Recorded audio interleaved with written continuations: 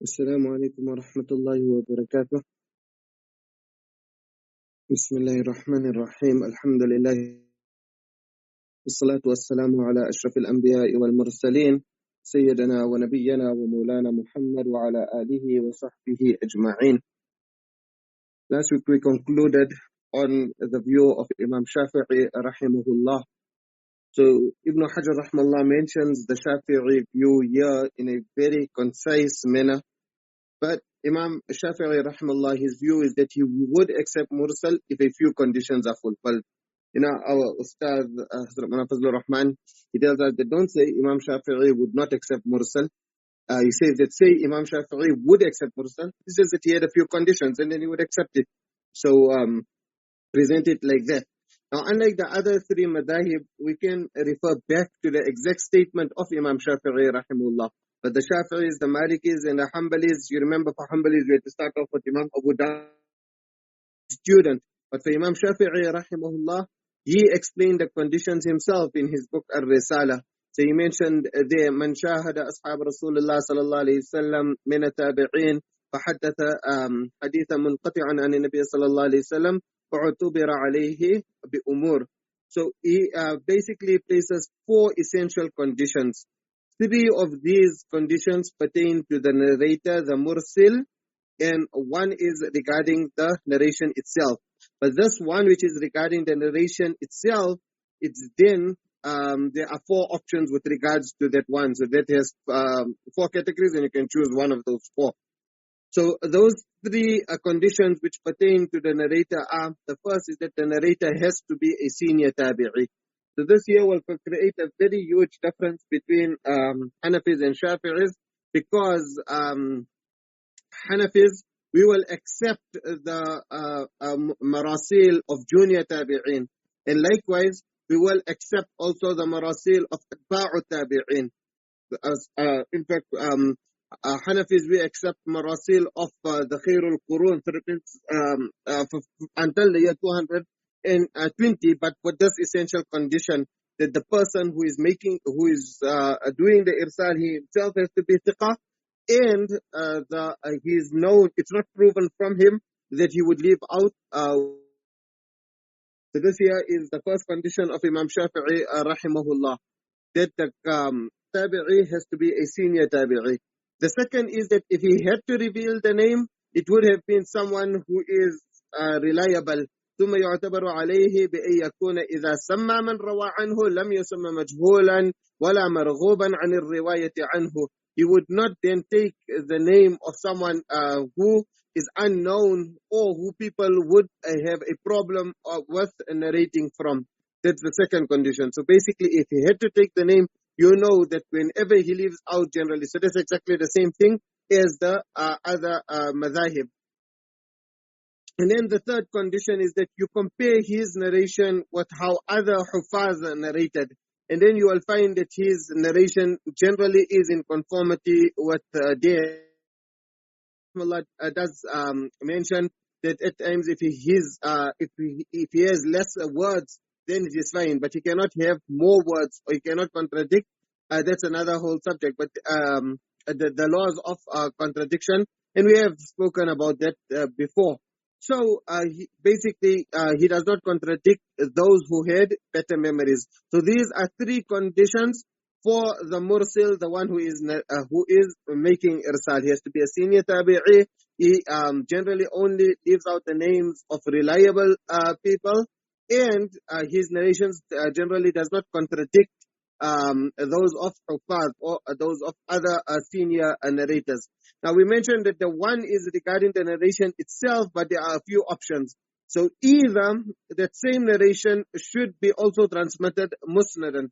That means it should be narrated with a muttasil sanad, taking the name of the Sahabi right up until Nabi sallallahu alayhi wasallam. So that's the one thing. Then in that way, that musnad narration strengthens this mursal narration, and you can say that this mursal narration then gets strength to offer to that musnad narration.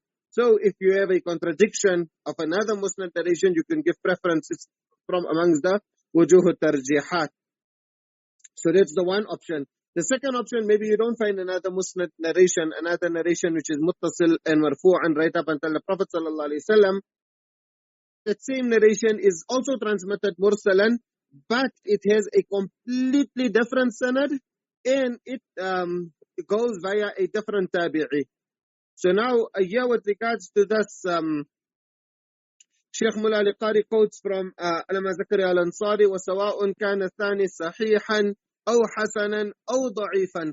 He says, Zakarahu Sheikh Zakaria. Sheikh Zakaria al-Ansari, he mentions it in Fathul Baqi on page 148, around there, 148, 149. So that is the second option which you have, that it's narrated mursalan, or with a different sanad going via a different tabi'i. So a different tabi'i is also attributing it to the Prophet sallallahu alaihi wasallam without taking the name of the sahabi, and irrespective whether it is a weak chain or whether it is a hasan chain, it's mursal narration. Then the third option is that the narration complies with the view of at least some companions. That means it mustn't be something where you can't find any Sahaba radiallahu anhum who hate that view. At least some Sahaba radiallahu anhum should have held the view of what is meant with that mursal narration. That's the third option which you have. And then the fourth option is that the narration at least conforms to the general ruling upon which scholars issue a verdict on. Generally, when scholars have to give a verdict, وكذلك إن وجد عوام من أهل العلم يفتون بمثل معنى ما روي عن النبي صلى الله عليه وسلم, that they would also give the fatwa would confirm with the indication from that mursal narration. Now, what is the reason that Imam Shāfi'ī rahmallah places these conditions? So Ibn Hajar rahmallah now explains this here, and he says, لِيَرْجَحَ احْتِمَالُ كَوْنِ الْمَحْذُوفِ ثِقَةً فِي نَفْسِ الْأَمْرِ. That it's so that we can now be assured that the name of the person who has been omitted, he is a thiqa person. Imam Shāfi'ī rahmallah mentioned in his Ar-Risala, فَيَسْتَدِلُّ بِذَلِكَ عَلَى صِحَّتِهِ فِي مَا رُوِيَ عَنْهُ. That at least this year now can give an indication that this is an authentic sanad. So the whole doubt at the beginning was due to the possibility of the one who is being dropped off. He could be a weak narrator. However, once there is some support like this here, that you find that it's narrated, a different tabi'i is also narrating it mursalan, etc., then it helps in diminishing and even removing this doubt entirely. So now we can get the comfort in understanding that the one who was dropped off is actually a reliable person, and therefore the narration should be accepted. So basically, Shafi'is are just looking for some excuse so that they can be assured. You know, they have the slight doubt and they just want a little assurance.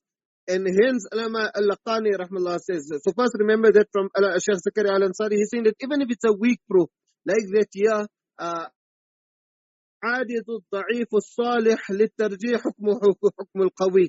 Even if you just have some small thing, a weak thing to show us or to indicate to us that the one who has been omitted, who has been dropped off, he is a reliable person, then it will be sufficient for us and we will accept the narration.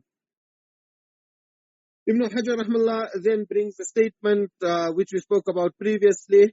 ونقل أبو بكر الرازي من الحنفية وأبو الوليد الباجي من المالكية أن الراوي إذا كان يرسل عن الثقات وغيرهم لا يقبل مرسله اتفاقا. So we've explained this in detail, that this here is the essential condition.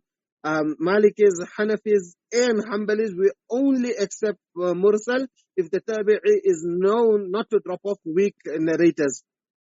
So if it is proven that he leaves out all types of narrators, whether the person is weak, whether he's a kadhab, whether he's unknown, and the tabi'i just leaves out his name, he just makes irsal, then everyone will agree that we cannot accept his mursal narration. So it's a very essential and crucial condition that it must be known that he will not leave out weak narrators. And we have explained that it's not necessary for the tabi'i to clarify that, look, whenever I'm leaving out, whatever I'm narrating mursalan, whenever I leave out the name of my teacher, then it is because I am convinced that he is a.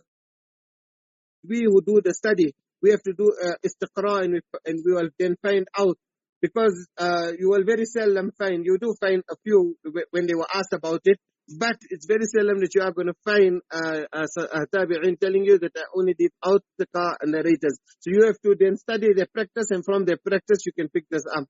Now on this, an important point is that we do not have to prove that a narrator only narrates from reliable narrators. We don't have to prove this. We don't have to say, look, he left out a narrator here and he's reliable. So we don't have to bring that kind of proof. Rather, in order to reject the mursal, evidence has to be brought that the narrator only that the narrator also narrates from this reputable narrators. So you can see the difference. That on the one hand is proving that he only narrates from narrators, and on the other hand is that you have to bring proof to show us that he actually narrated from someone who is unreliable. So the default is that a tabi'i would only make irsal if he was convinced that the name of the one who is leaving out, or the person who is leaving out, is reliable. This is the default. Therefore, if we do not have evidence to prove that he left out weak narrators, then we can still accept his narration. And the reason is simple. Obviously, tabi'in, they had lots of fear of Allah subhanahu wa ta'ala, and they were also equipped with ilm. So they knew that they cannot deceive, and they would definitely clarify if the narrator, the person who told them something, if it was not authentic, they would definitely clarify it. They wouldn't have hidden the fact from the audience, or they wouldn't have tried to make the least or try to deceive like we got an authentic story. They would have most definitely said that this here is a. So the default is that they would only leave out the names if they were absolutely sure that the sanad is authentic. We actually have a Shāfi'ī scholar who tells us that this here is very logical. Alama Amidi rahmallah, he says, وَأَمَّا الْمَعْقُولُ وهو أن العدل الثقة إذا قال رسول الله صلى الله عليه وسلم كذا مظهرا للجزم بذلك، فالظاهر من حاله أنه لا يستجيز بذلك إلا وهو عالم أو ظان أن ذلك. التابعي has so much fear of Allah subhanahu wa ta'ala. He is not just going to attribute anything with conviction, say the Prophet sallallahu alayhi wa sallam said something if he was unsure. فإنه لو كان ظانا أن النبي صلى الله عليه وسلم لم يقله أو كان شاكا فيه لما استجاز في دينه النقل الجازم عنه لما فيه من الكذب والتدليس على المستمعين، وذلك يستلزم تعديل من روى عنه، وإلا لما كان عالما ولا ظانا بصدقه في خبره. So he mentions this in his al-ihkam. That it's only logical that the tabi'i is not, even if he has an iota of doubt, he's not going to then mention it with absolute conviction and tell you that the Prophet ﷺ said something. So therefore, in order to reject the mursal narration, you will have to bring concrete evidence to show the person also narrates from those who are not thiqah.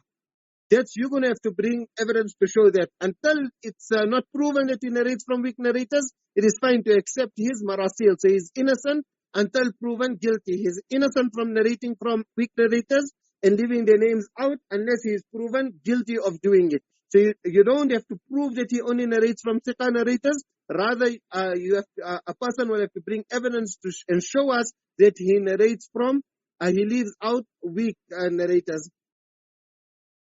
So instead of saying that mursal is accepted if the tabi'i only drops off reliable narrators, like how Ibn Hajar mentioned, فَإِنْ عُرِفَ مِنْ عَادَةِ التَّابِعِي أَنَّهُ لَا يُرْسِلُ إِلَّا عَنْ ثِقَةٍ. If you really want to be very accurate and you want to say it, then you say mursal is only accepted if it is not proven that the tabi'i drops off weak narrators. Can you see the difference? So mursal is only accepted if it is not proven that the tabi'i drops off weak narrators. If it is proven that he drops off weak narrators, then it is then we reject that mursal narration. So commenting on this closing sentence of Ibn Hajar rahmallah, Alama Radiyuddin ibn al-Hanbali said in Al-Far' al-Athith, بخلاف ما كان يرسل عن الثقات فقط أو عمن لم يعرف حاله عندنا. if we don't know, consider him to be thiqah. So Mullah al-Qari says, وَأَمَّا إِذَا لَمْ يُعْلَمْ حَالُهُ فَمُرْسَلُهُ مَقْبُولٌ اتِّفَاقًا عِنْدَ الْحَنَفِيَّةِ وَالْمَالِكِيَّةِ. If he is not known, if you don't know whether he narrates from only thiqah narrators or whether he would drop off weak narrators, then we would accept it because he is innocent. Someone else will have to bring evidence and show us that he left out weak narrators. To conclude the section on Mursal, we should always be sure that when we are quoting the views on Mursal, then we quote it accurately. That we can say that Mursal, if someone is to ask you what's the ruling on Mursal, if a person says that according to Malikis, Hanbalis and Hanafis, they accept Mursal and Shafi'is do not accept Mursal, will that be correct? It won't be correct. Why? Because firstly, Malikis, Hanbalis and Hanafis don't just accept very crucial, a very essential clause which we put, and that is the person himself has to be thiqah. So here you should now read, that we told you to follow in al-Madkhal ila usul al-Ḥadīth ala manhaj al-Hanafiyya. So you read the chapter of Mursal there. So on page 214, I think, he mentions there the two conditions that al-awwalu ay yakuna al-mursil nafsuhu thiqatan وهذا أمر بديهي والأكثر لا يصرحون به اعتمادا على معرفة السامع وبداهته. So that's the first condition, that the person himself has to be thiqah, and then the second condition is ألا يرسل إلا عن ثقة. But like I told you, the more accurate way of presenting that is to say that it's not proven that he narrates from those who are weak. So if we mention it like this, that Malikis, Hanafis and Hanbalis accept Mursal and Shafi'is don't accept Mursal, then we are misquoting both views, the views of Hanafis and the views of Shafi'is. Why? Because Hanafis and Malikis and Hanbalis, we clearly stipulate that it must be proven that the Tabi'i does not narrate from unreliable narrators. And Shafi'is, they also just put a few conditions. So the correct way, like I told you, from Fazlur Rahman, that the correct way to explain the different views is like this here, that Malikis, Hanafis, Shafi'is, and Hanbalis, all Musral narrations. But the only difference is Malikis, Hanafis, and Hanbalis put a few conditions, and Shafi'is put a few extra conditions. So that is a more better way. The Shafi'is also accept, like you rather say the glass is half full instead of saying the glass is half empty. So I say that Shafi'is don't accept Mursal unless the few conditions are fulfilled. In fact, when you read Sharh Ma'ani al-Athar of Imam Tahawi, then you will see that there are so many times when Imam Tahawi is proving that the Shafi'is, the hujjah which you are using here is Mursal. So you can see it's now happening the other way around. That the Shafi'is are using the Mursal narration and the Hanafis are not using the Mursal narration. So like this, you're going to have lots of exceptions. At times there was Sa'id ibn al-Musayyab. You'll find this here mentioned in numerous Shafi'i books. But even then, there are exceptions because there are so many times when Sa'id ibn al-Musayyab made irsal and the narration is not accepted. So we find that Imam Bayhaqi rahmallah was a'lamun nas bimadhhab al-Shafi'i, he said. So when we were doing Muqaddamah ibn Salah, we quoted from his Risala. So now I quote from another kitab of his in his Manaqib al-Imam al-Shafi'i in volume 2 on page 32. He said, فَالشَّافِعِيُّ رحم الله يقبل مراسيل كبار تابعين إذا انضم إليها ما يؤكدها وقد ذكرنا في كتاب المدخل من أمثلتها بعضها وإذا لم ينضم إليها ما يؤكدها لم يقبله سواء كان مرسل ابن المسيب أو غيره. So he's mentioning that whether it's the Marasil of Ibn al-Musayyab or not.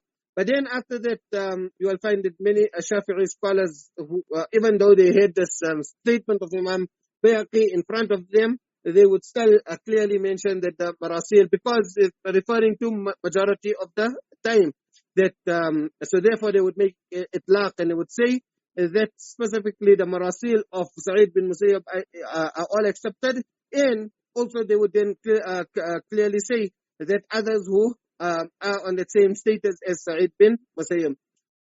So,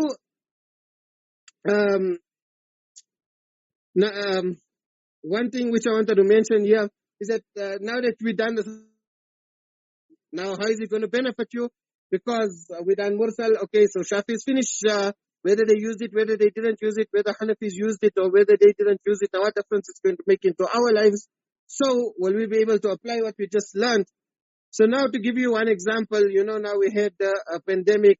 So many people were offering advice and giving, suggesting home remedies. Some would say that, don't go for the test. Just if you feel you got the virus, then just use steam. Others say take blood thinners so that your blood doesn't clot up, because if your blood clots up by your lungs, then we'll have to put you on the ventilator. Others would say that kulunji will do the trick. So everyone was giving different suggestions. But then you had those who were of the view that you should only take advice from medical experts to back up their claim. Now, although the explanation of this here, of this narration is a bit different, but they found a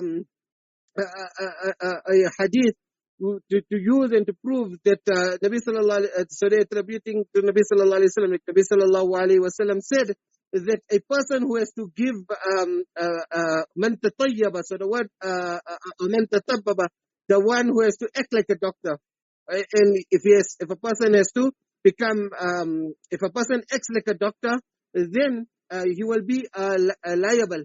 So this here is the narration which they found. So now, basically what they're saying that now you can't offer these home remedies. You can't tell other people what they should do, because the person من تطبب ولم يكن بالطب معروفا فأصاب نفسا فما دونها فهو ضامن. So this is how the narration, it was being passed around on WhatsApp. Many people were spreading this here to say that you can now suggest to others. So obviously, firstly, there's a whole explanation on this narration. Mullah Ali-Qari explains that it refers to someone who is actually treating the patient. So that means you're going and doing an operation on a patient. In that way, if the person passes away for dhaminun, in an Islamic country, you will have to pay the blood money, and there will be qisas, etc. It will be as if you killed him because he wasn't qualified. We're quoting this here, so they came and they started to ask for ulama, what's the status of this narration? So if you open Bulugh al-Maram, you will see that Imam Ibn Hajar rahmallah mentions أخرجه دار قطني وصححه الحاكم وهو عند أبي داود والنسائي وغيرهما إلا أن من أرسله أقوى ممن وصله. So now you read this here. Now the people came and asked you, can we quote this? We understand it on WhatsApp. If we receive this message, can we forward it? So now, if you didn't study this chapter of Mursal, the statement إلا من أرسله أقوى ممن وصله, that it's more correct for this narration to be irsal. You wouldn't know now what verdict to give them. Now that you know the status of a Mursal narration, you can tell them, yes, it is fine for you to quote this. So that is just to show you that how you can apply, and what's the whole reason for learning all of these, that you can at least outline what kind of narrations can be quoted in our times today, what kind of narrations cannot be quoted. So now that you learn the Mursal narrations, if you have to find a scholar of the past grading a particular narration as Mursal, you'll have to do a bit of a more study if you find it is narrating from Imam Zuhri, for example. So if you go on hadithanswers.com, you will find that recently they passed the ruling of Imam Zuhri rahmallah. So he made irsal, and they said that it's not accepted. You cannot quote the narration. Why they said that is because he would make from thiqa narrators and from narrators who are not thiqa. So you can see someone asked them. Now imagine if no one was doing usulul, no one was learning ulumul hadith, who would they have asked and who would have answered? So therefore there have to be some people who can answer. So that's the benefit of learning all of this. So that's just on the sideline. But now besides all this here, so we just mentioned the four madhahib. Besides these, there are so many other views with regards to Mursal. Those of you who are doing Muqaddamah ibn Salah, you remember when we were doing the chapter of Mursal there, I told you that you must read Jami' al-Tahsil. It's an extremely important kitab. So I'm sure you must have read it. If you didn't read it, then try to read this kitab as soon as possible, because it will cover up, it covers a lot of these subjects on where there is inqita' in the sanad, and then you'll read all the different views on Mursal. Now Ibn Hajar rahmallah mentions the next type of a narration which has missing links, and he says, وَالْقِسْمُ الثَّالِث مِنْ أَقْسَامِ السَّقْطِ مِنَ الْإِسْنَادِ إن كان باثنين فصاعدا مع التوالي فهو المعضل. So he spoke about missing links in the beginning, the first link. So we said that instead of saying beginning, you rather say in the first link. That will be a mu'allaq narration. If it is after the tabi'i, it will be a mursal narration. So now he looks at the amount of missing links. And this here is the chapter of mu'dal. So you remember under the chapter of mu'allaq, he gave a very brief definition of mu'dal there when trying to explain how how a mu'allaq narration can sometimes. There his definition was a bit defective. So this is how he now gives the definition, and he says, "In kana bithnayn fasa'idan ma'a tawali." This here is the crucial clause which he adds now. So he didn't mention it there, but he is mentioning it here. We'll explain the reason for it. So he left out this, he omitted this essential and this crucial clause of both missing links being at the same place in the earlier definition. So if you have to read it, if you have to read the definition which he gave on page 80, then he just said بأنه سقط منه اثنان فصاعدا. So he just said that if there are two missing links. So if you have a sanad which has 5 links, so the first link is missing, the second link is there, the third link is missing, the fourth link is there. Then, according to that, there are 2 missing links, so it should be called mu'dal. But here he's saying ma'at tawali, it is essential that they be consecutive. So this is the technical meaning. Looking at the linguistic meaning, it has the meaning of being difficult. And coming from Bab If'al, it has the transitive meaning. So it means to make things difficult or to make someone tired. That if you look at As-Sahad, and you'll see Allama Jawhari rahimahullah, he says from a few, he gives different meanings, a few meanings which will pertain here. He says, Al-Utla bi-Dam ad-Dahiya. It's a calamity. So you can see it has this kind of a in wada'un idal wa amrun idal shadidun a'yal at-tibbah. So you can say this whole coronavirus, it is idal. It is shadidun a'yal at-tibbah. It has even made the doctors tired. They don't know of any. وَأَعْضَلَنِي fulan. If someone is irritating you or they're making you like really frustrating you, أَعْيَانِ أَمْرُهُ. Likewise, أَعْضَلَ الْأَمْرِ اشْتَدَّ وَاسْتَغْلَقَ. So you can see something is really difficult. أمر معضل, you say لا يهتدي لوجهه, that you don't know how to do it. والمعضلات الشدائد. So these are the meanings of معضل. So from all of these meanings, Mullah al-Qari rahmallah explains the link between the linguistic and the technical meaning, and he says فكأن المحدث الذي حدث به وأعياه فلم ينتفع من يرويه عنه. The muhaddith, this here is made because obviously now he has to look for two missing links. In the previous types, he only had to look for one link. Now he has to go and make so much research, exert so much effort, and see, can we accept this narration? Can't we accept this narration? 2 missing links. So it makes him so tired, makes things so difficult for him. So therefore it's called mu'adal. So now you can see here that Ibn Hajar rahmallah, he mentions this here. And now if you continue with the text, he goes on to the next type. So he's just like in 2 lines he explained mu'adal. But for the first 2 types, for mu'allaq and for mursal, he explained in so much detail. So probably he thought that if he explained in the previous types how when there's only one missing link, then it impacts the authenticity. So if there are 2 missing links, and that 2 they are consecutive, then all the more reason the narration will be mardud. So this here is with regards to mu'dal, and we're still going to discuss more about it, but let's go to the next time. وإلا فإن كان الساقط باثنين غير متواليين في موضعين مثلا فهو المنقطع. He's saying, but if it is the 2, if it can have 2 missing links, but if they are not mutawaliyin, if they are not consecutive, then it will be called munqati'. Now it will no more be called mu'dal. We'll refer to that narration as munqati'. And he says, وَكَذَا إِن سَقَطَ وَاحِدٌ. Likewise, if there's only one missing link, then also you will consider it as munqati'. Likewise, if there are more than 2, then also. So irrespective of how many missing links there may be, it will still be called munqati' as long as the missing links are not consecutive.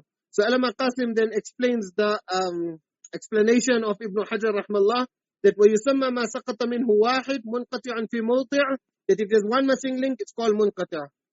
وَمَا سَقَطَ مِنْهُ اثْنَانْ بِشَرْطِ. بِشَرْطِ means with a shart of عدم التوالي. Then it will also be called munqati'an if there are two missing links, but they are not mutawali. وَهَكَذَا ثَلَاثَ وَإِنْ فِي الْأَرْبَعَةِ فَفِي الْأَرْبَعَةِ. So from this, it's very clear that munqati' differs from the three types which were mentioned earlier. Sheikh, why did Allama Kashmiri say there was no mudallis in the era of Salaf? I know the author of Tuhfatul Ahbadi, he says about Sheikh Kashmiri in the book. Okay, so what I would suggest is that you can maybe just send me the quotation of Allama Kashmiri. You can send it on email after the lesson. So now let us quickly hasten to finish this whole discussion here, inshallah. And inshallah, I'll respond. I got someone to type for me, so it makes life easier. So inshallah, I will respond on email. So now, what we are understanding here from Ibn Hajar rahmallah is that all of these, there's complete tabayun here. So if the missing link is in the first link, that means the narrator, if he's leaving out the name of his teacher, then it's only called mu'allaq. It cannot be called munqati'. There's complete tabayun. So mu'allaq and munqati' cannot be combined. Likewise, if the missing link is after the tabi'i, then it can only be called mursal. It cannot be called munqati'. So mursal and munqati' cannot be combined. If there are two consecutive missing links, then it is mu'dal, and it cannot be called munqati'. So munqati' and mu'dal cannot be combined. So this is the view of Ibn Hajar rahmallah, and he got this here from his teacher, from Allama Iraqi rahmallah, in شرح التبصرة والتذكرة لما يراق. فالمشهور أنه ما سقط من رواته راو واحد غير الصحابي. He says that if the preferred view is that a munqati' is that if one rawi is left out, but غير الصحابي. You can see, so that means he's saying that it cannot, mursal and munqati' cannot be the same. And Allama Iraqi rahmallah, he in turn took this here from Allama Tabrizi rahmallah. So in Al-Kafi في علوم الحديث he defines munqati' as وهو ما سقط واحد منه قبل أن يصل إلى التابعي. So he intentionally mentioned this قبل أن يصل إلى التابعي. That means after the tabi'i, now it's no more going to be considered as a munqati' narration. So he very specifically mentioned that the missing link the tabi'i. So on that point, now just to show you why it's always, you must go back and check and verify the original source. If you look in Al-Far'u al-Athith, Ibn al-Hanbali rahmallah, quoting from Allama Shumunni rahmallah, they explain, وَهُوَ مُوَافِقٌ لِأَبِي الْحَسَنِ التَّبْرِيزِ فَإِنَّهُ جَعَلَ فِي كِتَابِ الْكَافِ فِي عُلُومِ الْحَدِيثِ مَا سَقَطَ مِنْ غَيْرِ الْأَوَّلِ وَالْآخِرِ الْمُنْقَطِعُ وَالْمُعْضَلِ. He's saying that Allama Tabrizi in Al-Kafi, he stipulated munqati' and mu'dal, that it shouldn't be in the beginning and it shouldn't be at the end. But yet, if you go back to Al-Kafi fi ulum al-hadith, and if you look on page 224, Allama Tabrizi clearly said, وَإِذَا قَالَ تَبْعُ التَّابِعِينَ قَالَ رَسُولُ اللَّهِ صَلَى اللَّهُ عَلَيْهِ وسلم كَانَ مُعْضَلًا أيضًا.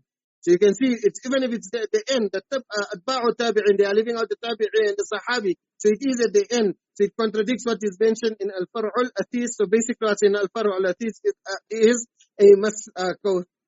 Now from the text of Nuzha, we understand that, like I said, that there is complete tabayun between all these different terms. But now Mullah al-Qari rahmallah, and also Allama said it, but quote from Mullah al-Qari, he says, هذا والصحيح الذي ذهب إليه الجمهور ومنهم الخطيب. So you can see that he's talking about these scholars here before Ibn Salah. منهم الخطيب وابن عبد البر وغيرهما من المحدثين أن المنقطع ما لم يتصل إسناده على أي وجه كان انقطاعه سواء ترك ذكر راوي من أول الإسناد وسطه أو آخر بحيث ما يوصف بالانقطاع في الاستمرار رواية من دون تابعي عن الصحابي. Basically, so what he's saying that the earlier scholars, they would use the word munqati for anywhere. And in fact, before Allama Khatib and all of them, if you have to look at it, scholars in the first 2 centuries, they would use inqita' even for mursal narrations. So linguistically, both meanings are feasible, but earlier scholars, they were not too specific to use the term mu'dal if there were 2 consecutive missing links. So even if there were two links after one after the other which were missing, they wouldn't like now intentionally pay attention to call it mu'dal. They would just say it is munqati'. But from Imam Hakim rahimahullah. So Imam Hakim rahimahullah, he didn't stipulate that it has to be consecutive. In fact, Ibrahim al-Lahim, in his commentary, he says, وَتَقْيِيدُ السَّقْطِ بِعَدَمِ التَّوَالِي أَضَافَهُ ابْنُ حَجَرَ عَلَى مَنْ سَبَقَهُ لِيُفَصِّلَ بِهِ الْمُنْقَطِعُ عَنِ الْمُعْضَلِ. He's saying that Ibn Hajar is actually the one who is putting this condition of tawali and adamu tawali. Before Ibn Hajar, there was no such condition. So if Ibn Hajar is putting this condition, then why is he putting this condition? He's putting this condition for scholars who come after him when they have to explain a narration. So again, that will show you the benefit of us learning all of this here. That Ibn Hajar, now he passed away in the year 852, he is now showing you, if you're coming now after me, after all these ahadith are already graded, but when you need to clarify the status of a narration, then you must use the word mu'dal. He's giving a suggestion for future people. He's not telling us how past scholars, the definition of putting this condition of tawali is not telling us of how past scholars used it. But like we say, past scholars, they weren't too specific to create the difference. So Ibn Hajar is giving us a suggestion that when we have to now explain. So when that person comes and writes a hadith and says that what's the status of this narration, you go and you research it and you find that there are two missing links, and you find that so and so scholar said that there's inqita because there are two missing links, you tell that person that this is a mu'dal narration. So he's giving a suggestion for how scholars who come after him should use these two. So this here is just a bit more. Now with regards to, quickly, inshallah, in 2-3 minutes time, with regards to the ruling of mu'dal and munqati, just so that we can finish this whole thing. I know I'm going very fast, but we have to complete this kitab before the end of the year, so that's why. So mu'dal and munqati, generally, you know the view is that there's two missing links. You can see it's 100% valid for Ibn Hajar rahimahullah to mention it here under the chapter of Mardud. But when you go to Qafw al-Athar, you find وَقَدْ عَلِمْتَ حُكْمَ مُرْسَلِ أَهْلِ الْقُرُونِ الثَّلَاثَةِ وَمَنْ بَعْدَهُمْ عَلَى مَا هُوَ الْمُخْتَارِ عِنْدَنَا فَهُوَ حُكْمُ مُرْسَلِ الْأُصُولِيِّينَ مُطْلَقًا.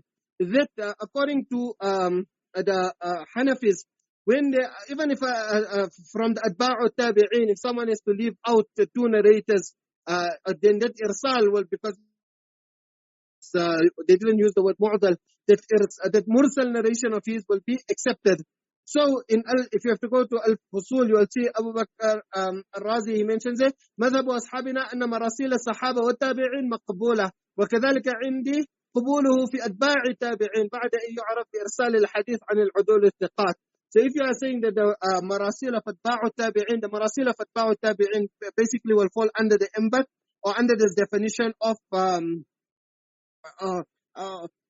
under the definition of mu'dal, so it will be accepted. So you can see there are times when mu'dal will be accepted if they happen in Khairul Qurun. Obviously, if it from the Atba'u Tabi'in, if they transmitted directly from the Prophet sallallahu alaihi wasallam without taking the Sahabi's name, if you're accepting that, then if he takes the Sahabi's name and so he leaves out two narrators and takes the Sahabi's name, then all the more reason you should accept that. Likewise, he quotes from Isa bin Aban that من أرسل من أهل زماننا حديثا عن النبي صلى الله عليه وسلم فإن كان من أئمة الدين وقد نقله عن أهل العلم. So you can see he's saying إن كان من أئمة الدين. The only condition is that the person must be an imam. So not just a thiqa, not just a hafiz, he must be an imam. After that, if he has to make irsal, that means if you have to narrate something as mu'dalan, if he has to take the Sahabi's name, we will accept it. So he puts this here. Now interestingly, Mullah al-Qari rahmallah, so we quoted it from the Hanafis. Mullah al-Qari rahmallah, he attributes it to Malikis and Hamad.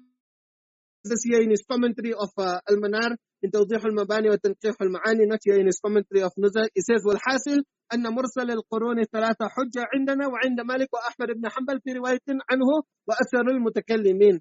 So if they marasil were accepted, then obviously mu'dal narrations from them would also be accepted. How does this here benefit us? Firstly, being a Hanafi, that if you are a Hanafi, Islam said anything, then because of this principle that we are mentioning here, so our basis differs absolutely from the very foundation we are differing with others.